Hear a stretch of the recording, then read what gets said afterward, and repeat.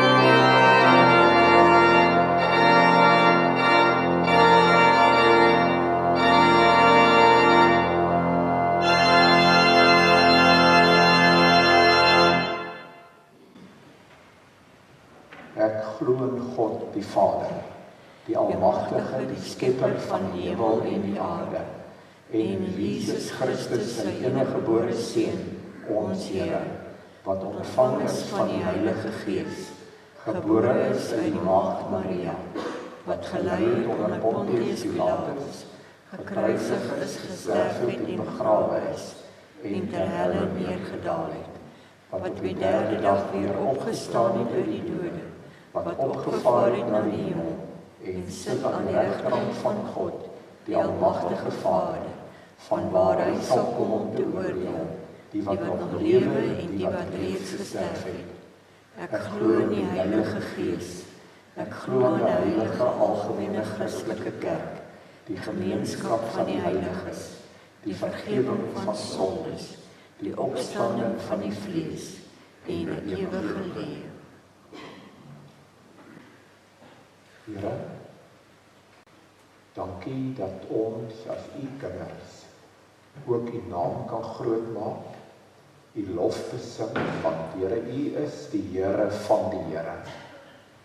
Dankie ook dat ons saam met ander gelowiges dwars deur die eeue ook kan sê, ons glo in u, ons God, ons Vader, ons Skepper, ons glo in u, Jesus Christus, ons Verlosser, en ons glo in u, o Gees, trooster, leidsman. Dankie dat u ons Here is. Here, as ons as mense nou hier op aarde ook met 'n klomp goeder stoei, Here, dan weet ons, u los ons nie alleen nie. U is by ons en daarvoor sê ons vir u dankie. En nou wil ons ook bid waarop ook die woord gaan oopmaak, wil U ook hier by ons wees en dit self vir ons oopmaak. In Jesus naam. Amen. My spreekkamer is baie keer 'n vreemde plek. 'n plek waar hemel en aarde partykeer aan mekaar raak. 'n plek waar daar rou, sere en nare goed in een gestrengel raak, partykeer, met God en met iets van God. En omdat mense weet dat ek 'n dominee is, en daarom in hulle koppe ook die gesant van God, is dit vir hulle partykeer baie moeilik om die goed waaroor hulle skuldig voel, sommer net so te sê, totdat hulle iets daarvan begin verstaan, dat ons maar mense is op reis deur hierdie vreemde ding wat mense die lewe noem. En dan begin hulle ook besef, ek self stoei ook maar met die lewe. En ernstig langs die pad begin ons besef, ons almal, soos George altyd sê, is een bedelaar, wat maar vir 'n ander bedelaar sê waar om die brood te kry.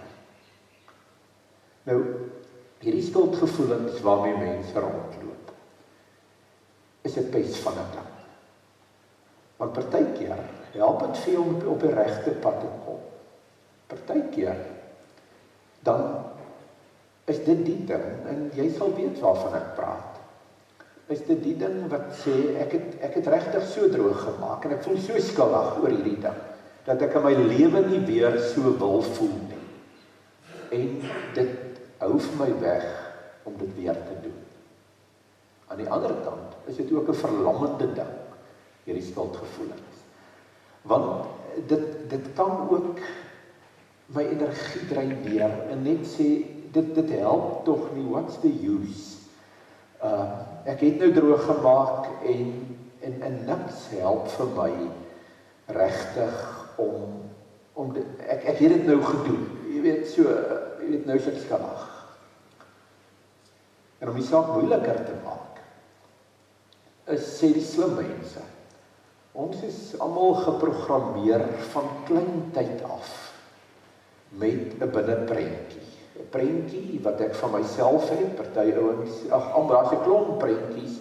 Die een is 'n bang prentjie, ek loop in koes, ander een is 'n niks werd prentjie, useless prentjie. Maar dan is daar ook 'n skuldige prentjie, wat gevorm word deur gesagsfigure in my lewe, pa, ma, onderwysers, pa wat gesê het, hoekom het Boetie seer gekry? Dit is jou skuld. As die kat kleintjies kry, is dit my skuld, weet. Alles word uiteindelik jou skuld. En dan word jy geprogrammeer met 'n klomp goed, wat partykeer uit die Bybel uitkom, partykeer ergens uit 'n stuk tradisie uitkom, en hierdie goed kom sit alles in my kop, en dit maak my baie keer skuldig voel. Die wet, jy mag nie doodslaan nie, jy mag nie egbreek nie, jy mag nie steel nie, jy ken al daai goede. Dis goed wat die Bybel vir my sê. Goed wat deur die tradisie kom, party is goed, party is sleg. Sommer goed wat jou ouers vir jou gesê het, baie van die vrouens sê, jy mag nie naaldwerk doen nie op 'n Sondag nie, want dan steek jy die naald in die Here se oog. Ander goed waarmee jy geprogrammeer is partykeer stupid goed. 'n man moet meer geld as 'n vrou verdien. En nou verdien ek nou nie meer as my vrou nie, en nou sê ek hierdie mislukking en ek voel skuldig, en jy hoor waarheen jy gaan. Kort en nie lank. Ek en jy maak partykeer droog, partykeer doen ek goed, partykeer laat ek goed na, en hierdie goed maak dat ek skuldig voel, en die Here weet. Die Here weet, partykeer probeer ek. Partykeer probeer ek regtig om te sê, nou wil ek hierdie goed laat los, ek wil nie meer. As ek myself omkry, dan is ek maar weer daar. En dan word die ou suigkragte, na die ou gewone goed, my trek ek my terug, en ek sê, Here, askies. En dit frustreer vir my, dit maak my lam, dit maak my kwaad, dit maak dat ek sommer net wil boedel oorgee en sê, wat ek nou gesê het, what's the use? Petrus het iets hiervan verstaan. Hy het iets daarvan verstaan, toe hy op 'n dag, hier aan die einde van Jesus se pad op aarde, toe hy en Jesus, Getsemane was verby, en nou Petrus het daar by die vuurtjie gestaan, by Kajafas se woonplek. 'n klomp ander mense, kom ons lees daarvan. Petrus, Matteus 26 vers 69. Petrus het buite die binnenhof gesit, toe 'n diensmeisie na hom toe kom en sê, jy was ook saam met Jesus die Galileër, maar hy het dit voor almal ontken. Ek weet nie waarvan jy praat nie. Toe gaan hy na die uitgang van die binnenhof en daar sien 'n ander diensmeisie hom en sê vir die wat daar staan, hierdie man was saam met Jesus van Nasaret. Weer het Petrus ontken en met 'n eed gesê, ek ken die man nie. 'n rukkie later kom die manne wat daar staan na Petrus toe en sê, dis waar, jy is ook een van hulle. 'n mens kan dit aan jou spraak hoor, en toe begin hy vloek en hy sweer, ek ken die man nie. Op daardie oomblik het daar 'n haan gekraai, en toe val dit vir Petrus by wat Jesus gesê het, voordat die haan kraai, sal jy my 3 maal verloon. En hy het buitentoe gegaan, en hy het bitterlik gehuil.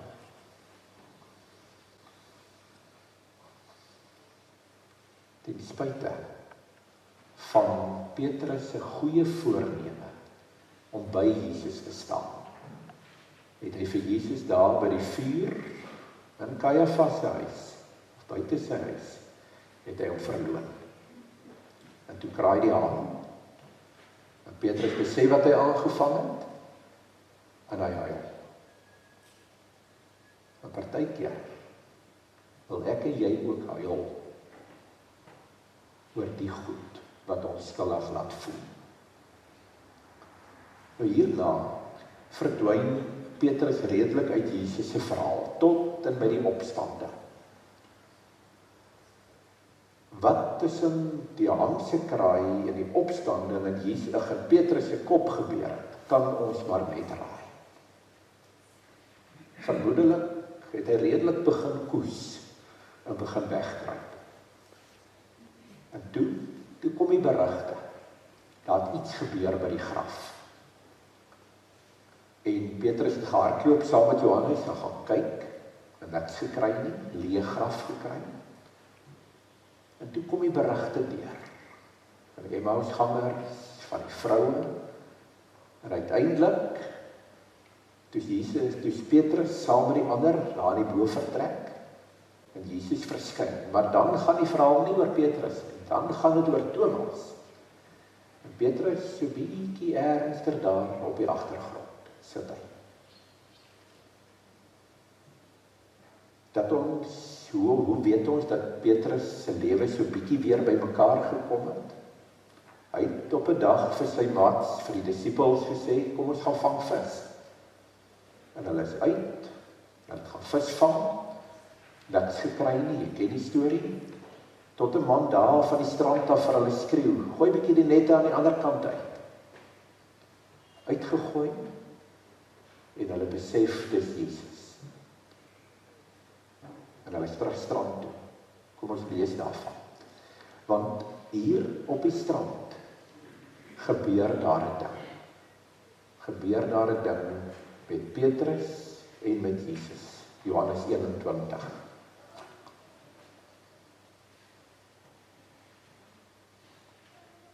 Van vers 15 af. Toe hulle klaar geëet het, vra Jesus vir Simon Petrus, Simon, seun van Johannes, het jy my baie lief, meer as hulle hier? Ja, Here, antwoord hy hom, U weet dat ek U lief het. En hy sê toe vir hom, laat my lammers vry. Jesus vra hom weer 'n tweede keer, Simon, seun van Johannes, het U my baie lief? Ja, Here, antwoord hy hom, U weet dat ek U lief het. Toe sê hy vir hom, pas my skape op. Jesus vra hom die derde keer, Simon, seun van Johannes, het jy my lief? En Petrus het bedroef geword, hy het weer 'n keer gehuil.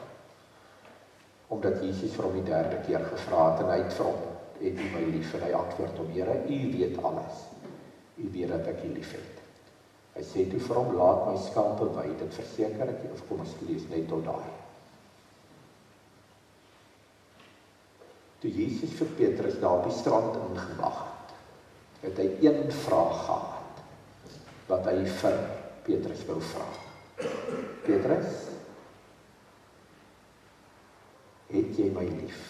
Wil jy aan my kant staan, Petrus? Want Petrus, as jy aan my kant wil staan, het ek werk vir jou. En dan hoor my vir Petrus antwoord, Here, ek, is U, en nou simpel, Here, kan U onthou wat nie lank gelede gebeur het, dit was ek gewees, wat vir U verloon het. Ja, Petrus, sê Jesus vir hom, ek onthou. Ek onthou ook, en ek verstaan ook, iets van jou angs, wat jy daardie dag gehad het, onthou jy dan nie? Ek weet waarvan ek praat, onthou jy die Getsemane nie? Onthou jy nie hoe ek ook bang was nie? Petrus, ek verstaan vir jou beter as wat jy dink. Al wat ek by jou wil weet, Petrus, het jy my lief? As jy my lief het ek 'n werk vir jou.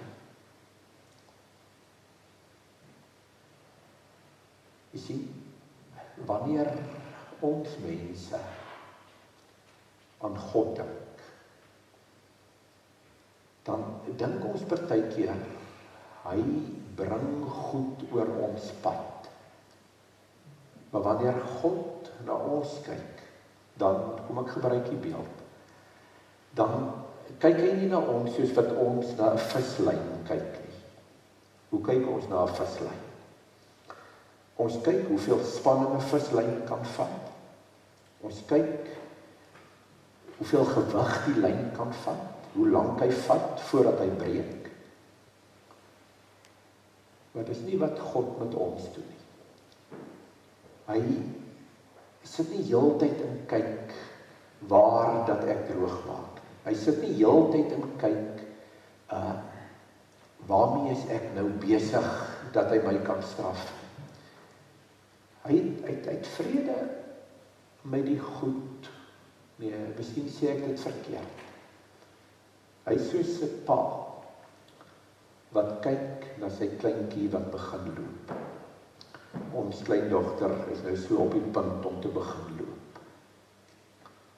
Geen pa, geen ma, wanneer hierdie ouetjie jy haar of hom in jou hand het, en hulle begin loop, en hulle begin self te waag, en hulle val neer, staan op, val neer, pa help, ma help, staan op, niemand van ons word kwaad vir daai ouetjie, wat val en opstaan en val en opstaan.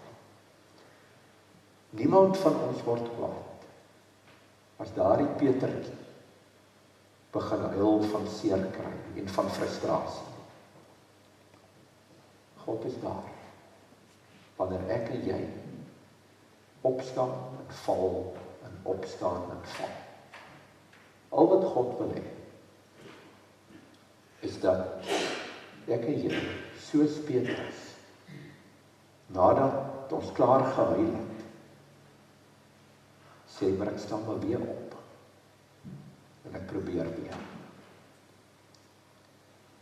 Hoe meer ek met mense werk,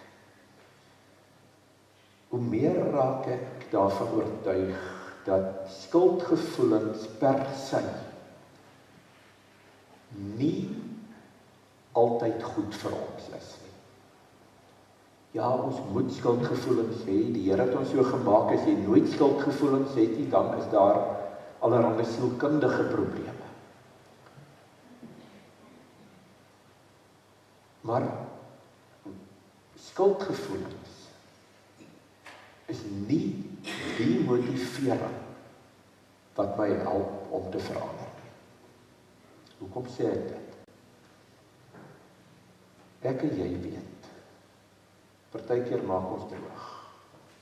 Partykeer vang ons goed aan waaroor ons sleg voel. Partykeer doen ek nie goed nie, wat ek moes gedoen het, waaroor ek skuldig voel. Om net daaroor skuldig te voel, gaan my nie dwing om te verander.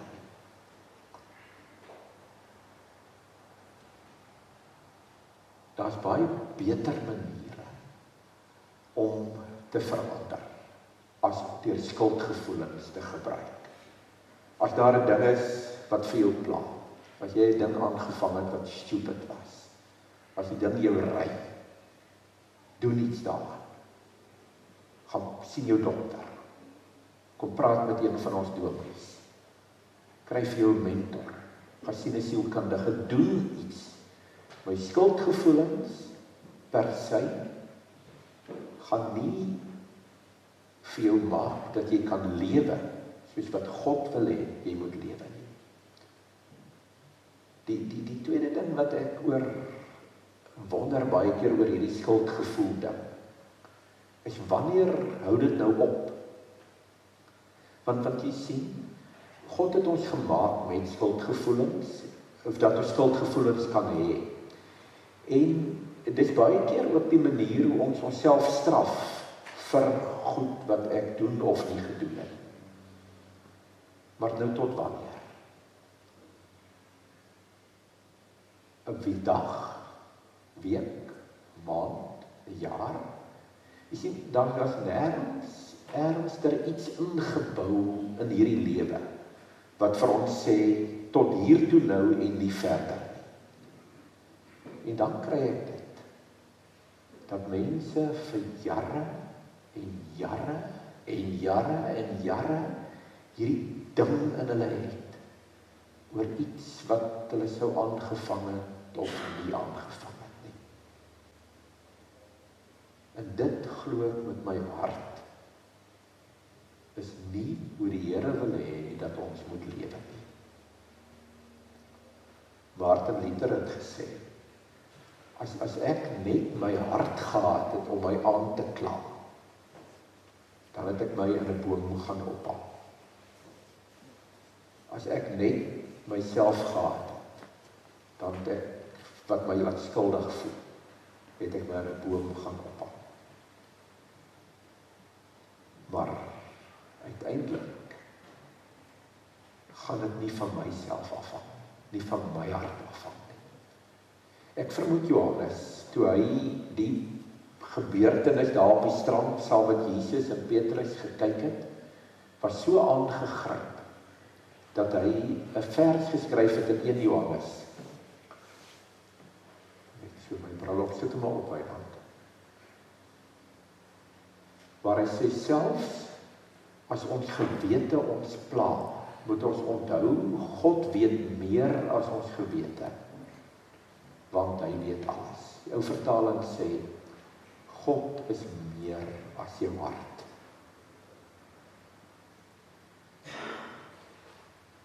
Jesus het betaal vir al ons skuld.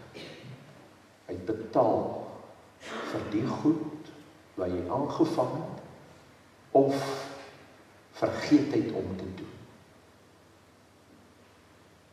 Hy het klaar betaal. As jy iets moet gaan regmaak, in hemelsnaam gaan doen dit. As jy met iemand moet gaan praat om heel te word, in hemelsnaam doen dit. Maar om te dink jou skuldgevoelens gaan vir jou heel maak, dis nie wat ons Here van ons vra nie. Amen.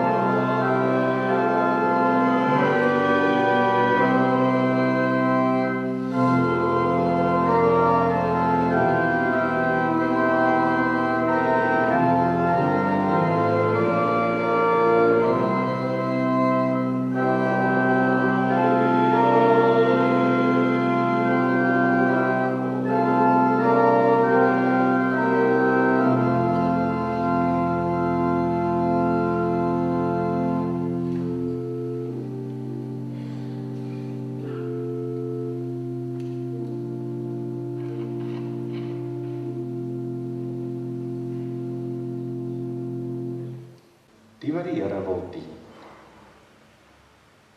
sing met het 'n nuwe toekoms. Alles is nie verby nie, die Here is by ons en ons kan met vreugde sing. Kom ons staan.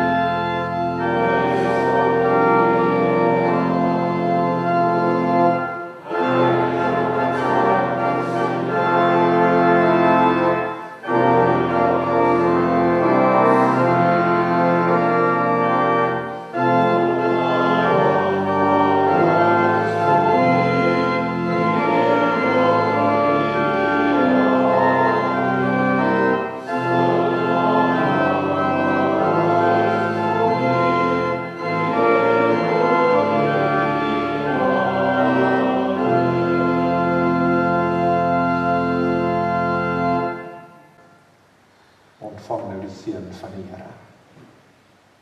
Die genade van ons Here Jesus Christus en die liefde van God en die gemeenskap van die Heilige Gees sal by julle almal wees.